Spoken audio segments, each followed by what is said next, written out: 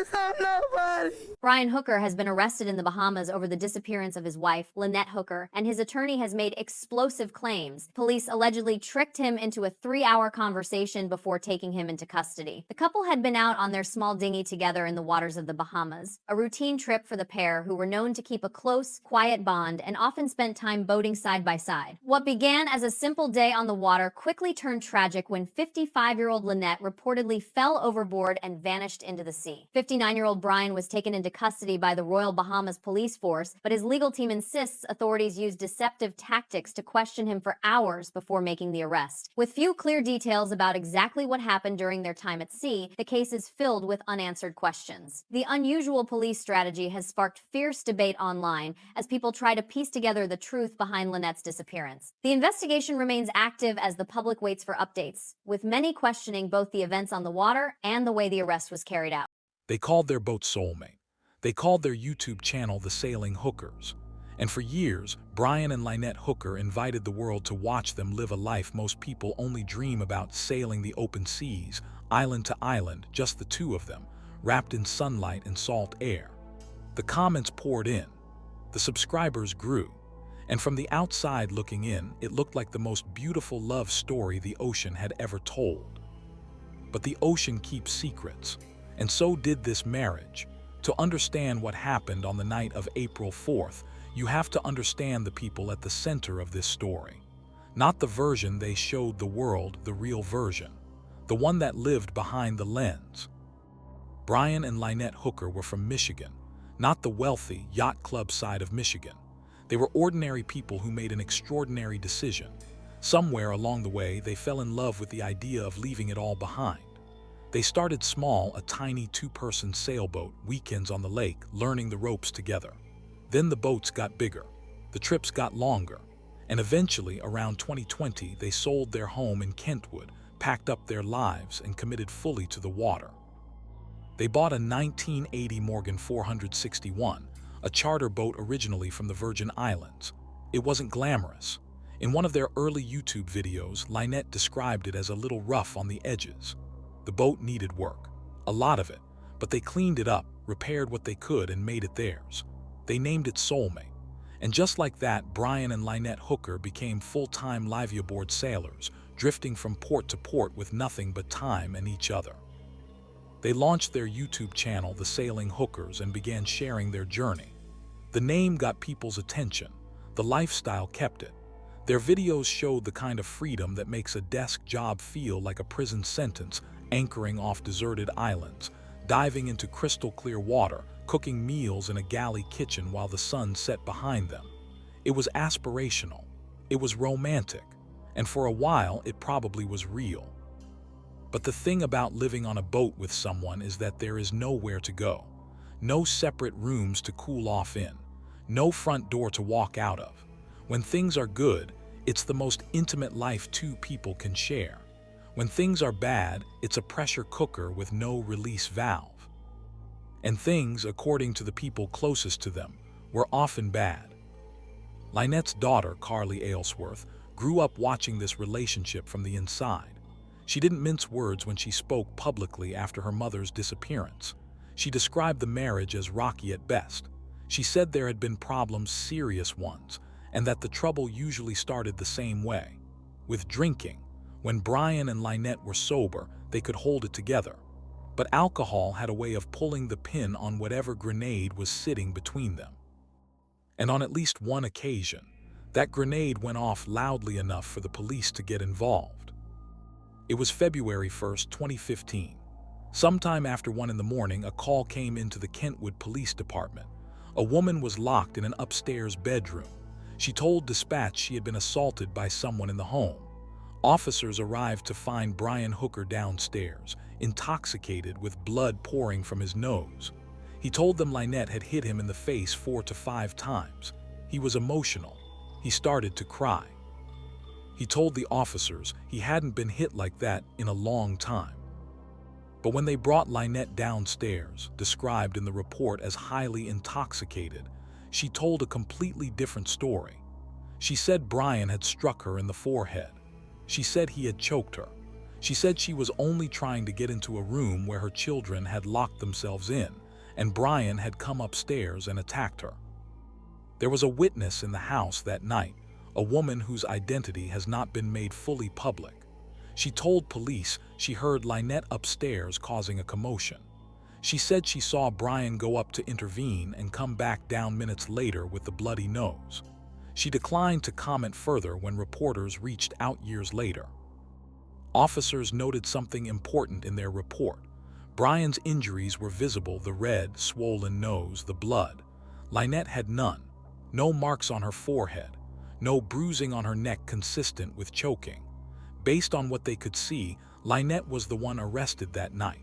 She was booked on charges of assault and battery and spent the night in county jail. But the story didn't end there. When prosecutors reviewed the case, they denied the warrant. The reason was straightforward: there was insufficient evidence to determine who had actually started the assault. The case was dismissed. No charges for either of them. On paper, it was as if that night never happened. But it did happen, and the police report from that night would resurface 11 years later, under circumstances no one could have predicted. There was another detail buried in the 2015 report that raised questions that, even now, remain unanswered. The whole incident apparently started because Lynette believed someone named Jacob Hooker and another individual, whose name was redacted from the report, had locked themselves in an upstairs room together. Brian told police Lynette thought they were fooling around. When officers tried to contact Jacob Hooker and the other person afterward, they had already left the house. Police called both of them. Neither picked up. To this day, it remains unclear who Jacob Hooker is, how he is related to Brian and Lynette, and why his presence that night triggered such a violent reaction. NBC News made multiple attempts to reach him. None were successful. What we do know is this: the 2015 incident didn't end the marriage. Brian and Lynette stayed together. They kept sailing. They kept filming. And 5 years later, they sold their house and moved on to Soulmate full-time, floating further and further from the life they had known, and further from anyone who might have seen what was really happening behind closed hatches. By early 2026, the Hookers had made their way to the Bahamas. They were anchored near the Elbow Islands, a chain of narrow keys and shallow waters in the northern part of the archipelago. It's a popular spot for cruisers, calm harbors, friendly locals, the kind of place where the sailing community looks out for one another. On April 1st, Lynette posted what would become her last update on social media. 3 days later, she was gone. And the only witness to what happened was the man she had spent a quarter of a century with, the man she had accused of choking her, the man who had accused her of beating him, the man who paddled back to shore alone and told the world his wife had simply fallen into the sea. What their followers never saw were the police reports. The accusations that went both ways: she hit him, he choked her. The night in Michigan that ended with a bloody nose, a jail cell, and a case quietly dismissed because no one could prove who threw the first blow. What the cameras never captured was a relationship that people close to them described in one word: volatile. A marriage held together by salt water and silence, where love and danger lived in the same cabin. And then on the night of April 4th, 2026, the silence broke. It was after dark. The wind was picking up. Brian and Lynette were returning to Soulmate in a dinghy so small you could stretch your arms and touch both sides. 8 feet of fiberglass between them and the Atlantic. According to Brian, that's when it happened. A wave, a stumble, and suddenly Lynette was in the water. He says she had the engine's kill switch key clipped to her body, so the moment she went overboard, the motor cut out. No power, no way to circle back. He says the current dragged her away from him.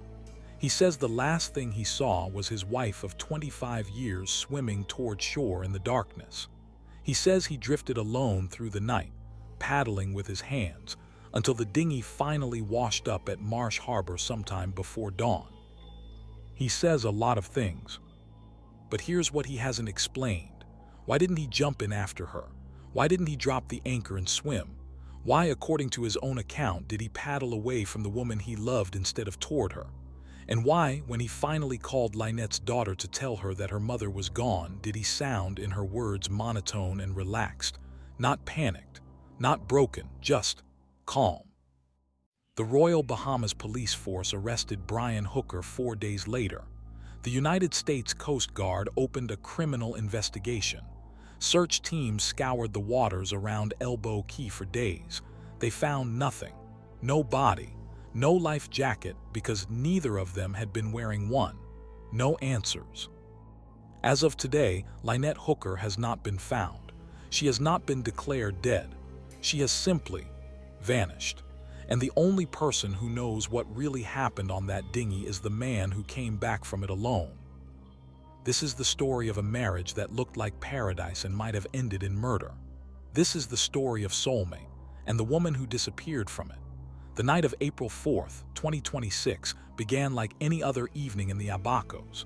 The sun dropped low over Elbow Cay, the water shifted from turquoise to deep navy, and the wind, according to later reports, was picking up.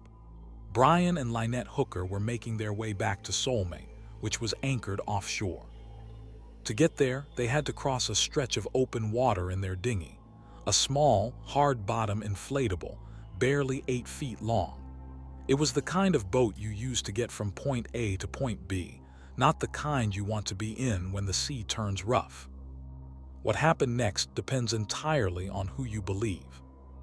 Brian Hooker told authorities that as they made their way across the choppy water, Lynette fell overboard. He said it was sudden, a wave, a loss of balance, and she was in the water. But what made the situation instantly catastrophic, according to his account, was the kill switch. The engine's safety lanyard, a cord designed to cut the motor if the operator is thrown from the helm, was attached to Lynette. So the moment she went over the side, the engine died. The dinghy went dark. No throttle, no steering. No way to turn around. Brian said he watched as the current pulled Lynette away from the boat. He said the wind pushed the dinghy in the opposite direction. He said the last thing he saw was his wife swimming toward shore, not sinking, not calling out, swimming, and then darkness. With no engine and no way to fight the current, Brian said he tried to paddle, for hours, alone, through the black waters of the Sea of Abaco, using whatever he could to move the dinghy toward land. The little boat eventually drifted and beached at Marsh Harbor Boat Yard, miles from where Lynette had gone in. By the time he reached anyone who could help, it was early Sunday morning. Hours had passed. He reported his wife missing, and the search began. Hopetown Volunteer Fire and Rescue was among the first to respond. Richard Cook, the fire team lead, later confirmed that Brian had told responders the same story. Lynette had fallen in, the kill switch had cut the engine, and the last he saw, she was swimming toward shore. The Royal Bahamas Police Force launched a search and rescue operation, scouring the waters around Elbow Cay and Hopetown. The U.S. Coast Guard joined shortly after. Helicopters, boats, shoreline sweeps. They searched for days. They found nothing. No body, no clothing, no debris. Not a single trace of Lynette Hooker in the water, on the shore, or anywhere in between. It was as if the ocean had simply swallowed her whole. By April 8th, 4 days into the search, authorities made a quiet but devastating shift. The mission was reclassified from search and rescue to search and recovery. The meaning behind that change is as heavy as it sounds. They were no longer looking for a living person. They were looking for remains. And on that same day, the investigation took a sharp turn. Brian Hooker was arrested by the Royal Bahamas Police Force. His attorney, Terrell Butler, confirmed the arrest and said her client had been cooperating fully with investigators. She called the arrest shocking, but for Lynette's daughter, Carly Aylesworth, and for many who had been following the story closely, the shock wasn't that Brian was arrested. It was that it had taken 4 days. The arrest itself came with its own strange footnote. Butler told reporters that when officers took Brian back to Soulmate to collect personal belongings, he fell overboard, while handcuffed, while holding a change of clothes. He had to be pulled from the water and sustained an injury to his knee. The irony wasn't lost on anyone. Here was a man who said his wife had fallen from a boat and vanished, now falling from a boat himself, under police supervision. Except this time, someone was there to pull him out. Inside the interrogation room, the questions came hard and fast. Over the next several days, Brian was questioned multiple times. On April 10th, investigators sat with him for more than 3 hours. According to Butler, the focus wasn't on physical evidence from the boat or electronic devices. It was on the marriage, the relationship, the history. They wanted to know what was really going on between Brian and Lynette Hooker behind the camera, behind the YouTube videos, behind the name Soulmate. Butler said her client was overwhelmed and emotional during questioning. She said he kept repeating the same thing, that he needed to know what was happening with the search for his wife. She said he was cooperative, that he answered everything they asked, and that he categorically and unequivocally denied any wrongdoing. But outside the interrogation room, a very different narrative was building. Carly Aylesworth had not been silent. From the moment she learned her mother was missing, she had been vocal on social media, in interviews, in every space she could find. She launched a GoFundMe to fund an independent search. She urged the public to pay attention, and she asked the questions that investigators were likely asking behind closed doors. Why was Lynette wearing the kill switch lanyard and not Brian? On most small boats, the lanyard is worn by the person operating the vessel. If Brian was driving the dinghy, why was the key on Lynette? Was it habit? Was it accidental? Or was it something else entirely? Why didn't Brian jump in after her? If the engine was dead and the boat was drifting, it was no longer a vehicle, it was dead weight. Why not go into the water and swim toward his wife? Why stay in a powerless dinghy and paddle in the opposite direction? And then there was the phone call. Aylesworth said that roughly 24 hours after her mother disappeared, Brian called her.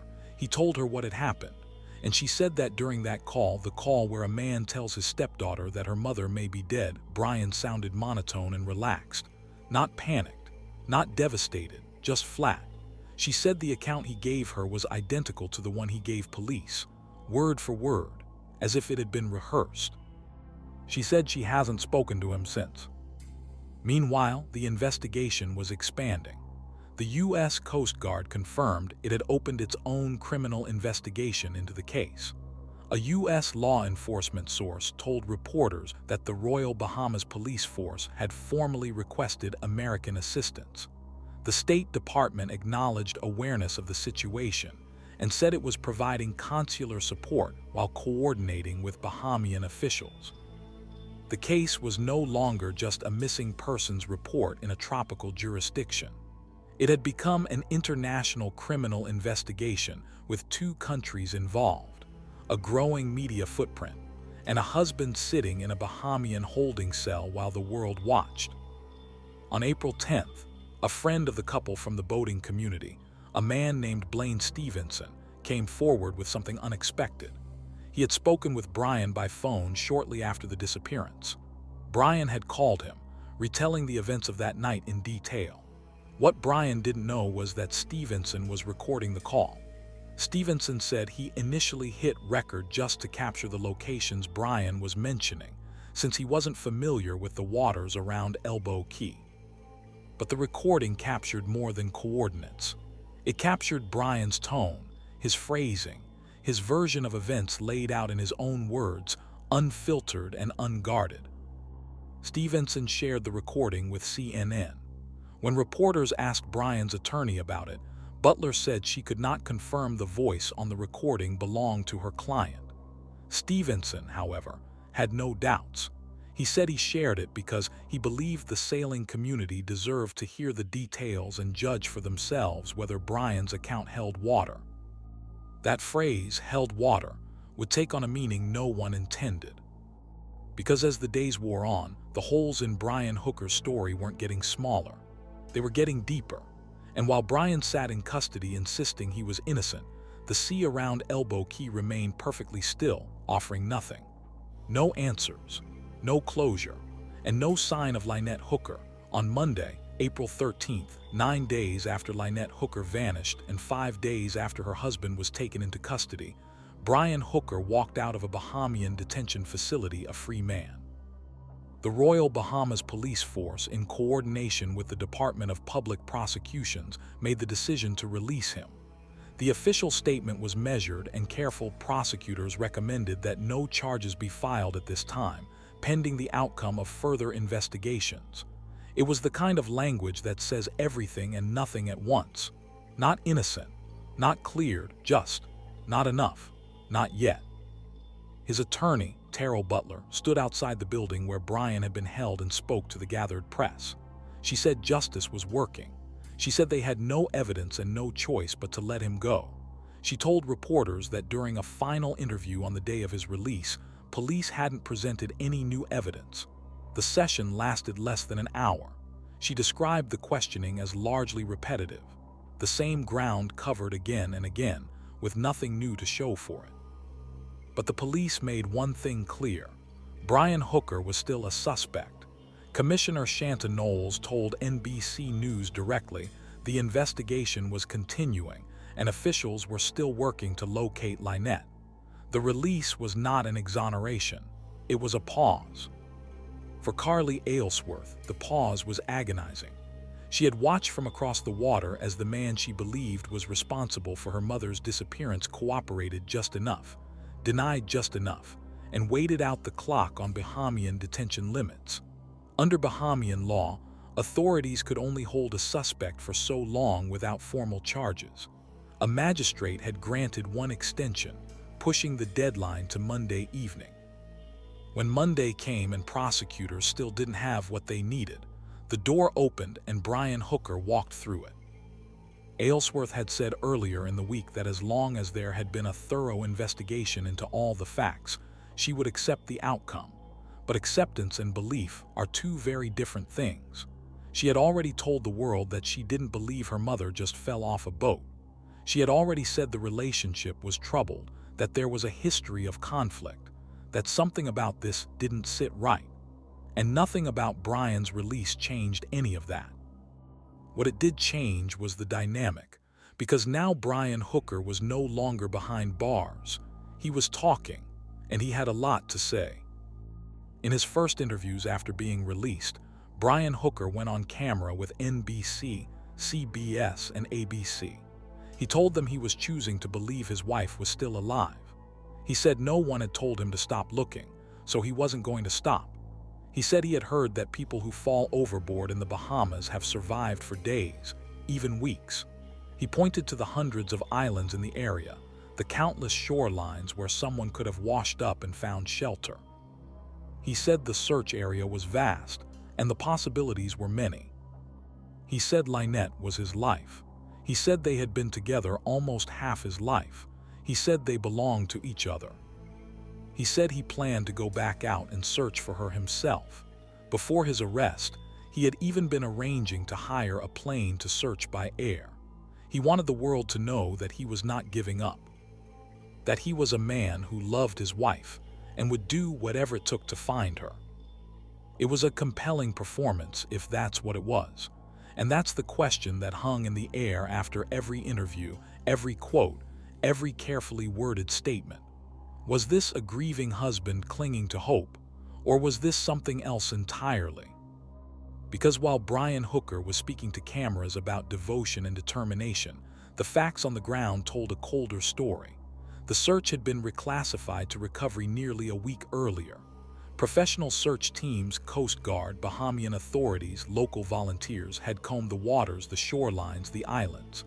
They had found nothing, not a shred of clothing, not a shoe, not a life jacket, because neither Brian nor Lynette had been wearing one. The ocean around Elbow Cay had given up nothing, and the people who know those waters best understood what that likely meant. And then there was the question that no amount of television interviews could answer. The one that Carly Aylesworth had raised from the very beginning, the one that investigators had circled around in every interrogation session, the one that anyone who has ever been on a small boat in rough water would immediately think to ask. Why didn't he go in after her? Brian Hooker is not a small man. He is not inexperienced on the water. He and Lynette had been sailing together for over a decade. They had lived on boats, navigated open ocean, handled storms. These were not tourists on a rented jet ski. These were seasoned sailors. And yet, according to Brian's own account, when his wife, the woman he called his soulmate, went into the water in the dark, he stayed in the dinghy. He didn't jump. He didn't swim. He didn't drop whatever makeshift anchor he could find and go after her. He paddled away, for hours, in the opposite direction. He told ABC that he would always think about whether he could have done something differently. He said his one job was to look out for her, and it hadn't happened. He said he was going to keep looking out for her now, the best he could. But words are easy when the person who could contradict them is gone. In the days following his release, the investigation continued on two fronts. The Royal Bahamas Police Force maintained its active case, with Brian still officially named as a suspect. Across the water, the U.S. Coast Guard's criminal investigation was also ongoing. The State Department remained involved, and Lynette's family, particularly Aylesworth, continued to push publicly for answers. There is a detail in this case that doesn't get enough attention, and it's worth pausing on. Brian Hooker described the night of April 4th as a cascade of failures. That phrase, a cascade of failures, is the kind of language engineers use when systems break down. It implies a chain of events, each one compounding the last, leading to an outcome that no single failure could have caused on its own. The rough water, the fall, the kill switch, the dead engine, the current, the darkness, the hours of drifting. Each piece on its own is plausible. Together, they form a sequence so perfectly catastrophic that it almost feels engineered. Or maybe it was just bad luck. Maybe it was exactly what Brian says it was, a terrible freak accident on a bad night in unpredictable seas. Maybe Lynette Hooker stumbled, hit the water, and the ocean did what the ocean does. It's possible. These things happen. People fall off boats. People drown. The sea doesn't care about YouTube channels or marriage problems or police reports from 2015. But the sea also doesn't lie. And right now, as of this telling, the sea has given back nothing. Lynette Hooker remains missing. She has not been declared dead. No body has been recovered. No physical evidence linking Brian to foul play has been made public. The investigation is open. The suspect is free. And somewhere in the waters off the Abaco Islands, the truth is still out there, buried in currents, carried by tides, waiting. Carly Aylesworth is still posting, still fundraising, still asking for help, still looking for her mother. She said something early on that stays with you long after you stop reading the headlines. She said she was still in shock that this was even a conversation. And maybe that's the most honest thing anyone has said about this case, because none of it should be a conversation. A woman shouldn't vanish from a boat in the middle of the night. A husband shouldn't have to explain why he didn't jump in. A daughter shouldn't have to beg strangers on the internet to help find her mother. And a boat named Soulmate shouldn't be sitting empty in a Bahamian harbor, rocking gently in the same water that swallowed the woman it was named for. But here we are. The case of Lynette Hooker is not closed. It may not be closed for a long time.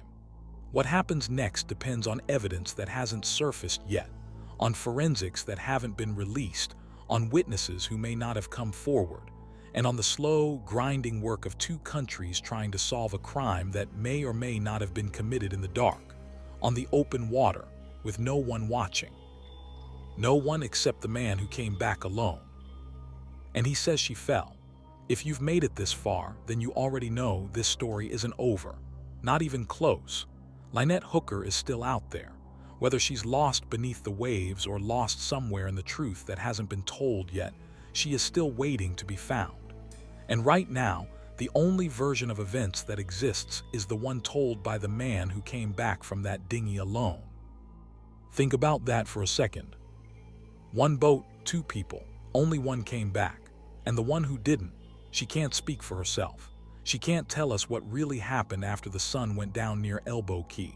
She can't explain why the kill switch was on her body and not his. She can't tell us whether she fell or whether she was put in that water. The only voice we have is his, and that should bother all of us. Because this is how cases go cold. This is how people disappear, not just from the water, but from the headlines. The news cycle moves on. A new story breaks. The cameras turn somewhere else, and slowly, quietly, the world forgets. The search slows down. The fundraiser stops getting shared. The daughter's posts stop getting likes. And a woman who lived, who laughed, who raised a child, who sailed across oceans, who had a name and a face and a life. She becomes just another unsolved case in a file somewhere, collecting dust between two countries that couldn't quite figure out what happened. We can't let that happen, not this time. If you know something, anything, about Brian and Lynette Hooker, about that night near Elbow Cay, about the boat, about the marriage, about what was really going on behind those YouTube videos, the Royal Bahamas Police Force is still asking for information. The U.S. Coast Guard investigation is still open. Carly Aylesworth is still searching for her mother. These are real people living through a real nightmare, and they need eyes on this case. They need pressure. They need people who refuse to look away. So here's what I'm asking you to do. Don't just watch this and scroll to the next video. Share it. Send it to someone. Post it on your timeline. Drop the link in a group chat. Put it somewhere that someone who might know something could stumble across it. Because that's how cases like this get solved, not always by detectives and forensic labs, but by ordinary people who saw something, remembered something, connected something. One share could reach the one person who holds the missing piece. And if you haven't already, subscribe to this channel. Hit the bell, not for the algorithm, not for the numbers, but because this case is going to develop. There will be updates. There will be new information. And when that day comes, when something breaks, when the evidence surfaces, when the truth finally claws its way out of the water, you're going to want to be here for it. Because Lynette Hooker deserved better than a disappearance in the dark. She deserved better than silence. And she sure as hell deserved better than being the only one who didn't make it back to Soulmate. Stay with this story, stay with her. I'll see you in the next one.